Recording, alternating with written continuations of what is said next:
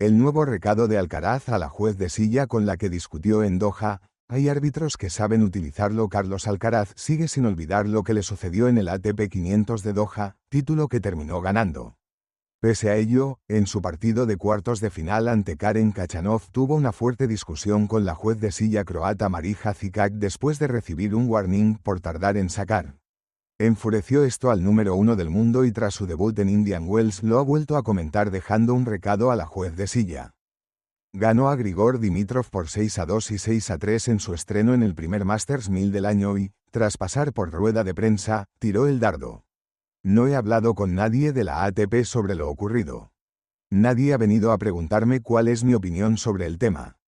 Diría que las cosas van a seguir así. No quiero perder mi tiempo, sinceramente, porque ha habido otras situaciones en las que te quejas o simplemente das tu opinión y nada cambia, comenzó diciendo. Aún así, Carlitos insistió en defender su postura y aseguró no entender que se aplique la regla de los 30 segundos entre punto y punto a rajatabla, pues, para él, todo depende de cómo haya sido el punto anterior. Ya saben mi opinión sobre el tema, cómo he sentido todo este asunto.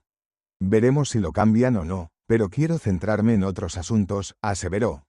Fue tras eso cuando se animó a darle un palo a Marija Czičak después de que en Doha asegurara a Carlitos que había parado por unos segundos el tiempo y después se demostrara que eso no era cierto y que no tuvo ningún tipo de manga ancha en un momento tan clave del partido, con máxima igualdad en el primer set. El problema está en uno o dos jueces de silla, los mismos que han sido un problema en muchos partidos. Hay otros que son flexibles con esto. Diría que, si entienden de tenis, saben cómo hacerlo. Los que son muy estrictos y no tienen mayor laxitud son los que no entienden nada de este deporte. Cabe recordar que este error de la jueza de silla en los cuartos de final de Doha enfureció mucho al murciano, que sigue sin olvidarlo casi un mes después. Y es que en aquel partido, con 4-4 en el marcador, la árbitra sancionó con un warning a Carlitos por tardar demasiado en sacar tras salvar una bola de break en un punto espectacular. Hizo un gran esfuerzo para llevarse ese punto al llegar a una dejada que parecía imposible para después cerrar la jugada con una bonita volea de espaldas. Tras ello, se fue a la toalla a secarse el sudor y recibió la advertencia. Feliz por la victoria, ya centrado en Indian Wells, que es el torneo que le ocupa ahora, Alcaraz habló sobre la presencia de su amigo Jimmy Butler en la grada y confesó que le encantaría jugar con él algún día al baloncesto. En realidad él nunca me vio jugar al baloncesto para nada, pero me encantaría, solo poder ir a uno de sus entrenamientos cuando ya esté bien de nuevo, dijo. Quiero que me vea, cómo tiro, cómo juego, y luego recibir unos consejos, añadió sobre el jugador de los Golden State Warriors. Butler, jugador NBA, pudo acudir al partido de Alcaraz porque está realizando la rehabilitación por su lesión de ligamento cruzado cerca de Indian Wells. Solo le conté un poco sobre el tenis. Lo vi jugar unas cuantas veces, pero era solo por diversión aquí en los torneos o después de un partido, así que no podía darle consejos, aseguró.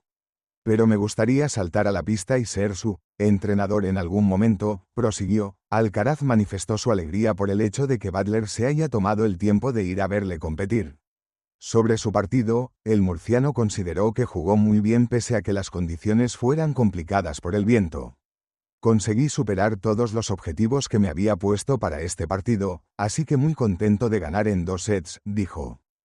Te has escondido. La divertida interacción entre Djokovic y Alcaraz en Indian Wells. Djokovic y Alcaraz comparten un momento cómplice horas antes de debutar en Indian Wells. Hace unas horas antes de su primer partido en Indian Wells, Novak Djokovic y Carlos Alcaraz se encontraron en los pasillos del torneo. La escena, captada en una breve interacción, comienza con un comentario del serbio sobre el nuevo peinado de su rival español, pero la respuesta de Alcaraz no se hace esperar.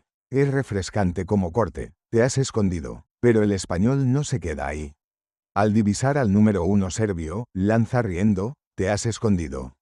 Te estás escondiendo. Todo va bien, una interacción que se produce unas semanas después de su final en el Abierto de Australia, debuts complicados en Indian Wells. Para su entrada en el torneo californiano, Carlos Alcaraz deberá vencer al búlgaro Grigor Dimitrov. Por su parte, Novak Djokovic se enfrentará al polaco Kamil Majcherczak, un rival menos mediático pero siempre imprevisible en las primeras rondas. Samu López B., ambicioso pero posible, Que Alcaraz gane los 4 grandes este año. El entrenador del murciano repasa estos primeros meses como su entrenador principal en una entrevista en el medio local aquí en Villena. Soñar es legítimo, siempre con los pies en la tierra. Carlos ya ha demostrado que puede ganar varios Grand Slam en un año, así que el sueño sería ir a por los 4. Que alguien diga esto es de por sí llamativo, pero si el autor de la frase es Samu López, entrenador del tenista murciano, cobra desde luego mucha mayor relevancia. El sustituto de Juan Carlos Ferrero al frente del equipo que dirige la carrera profesional del número 1 mundial ha hablado con el medio local aquí en Villena y ha dejado varias perlas sobre su pupilo. Soñar es legítimo, siempre con los pies en la tierra. Carlos ya ha demostrado que puede ganar varios Grand Slam en un año, así que el sueño sería ir a por los 4, es ambicioso, pero posible. Sobre todo, queremos llegar en las mejores condiciones a las grandes citas y competir por ellas.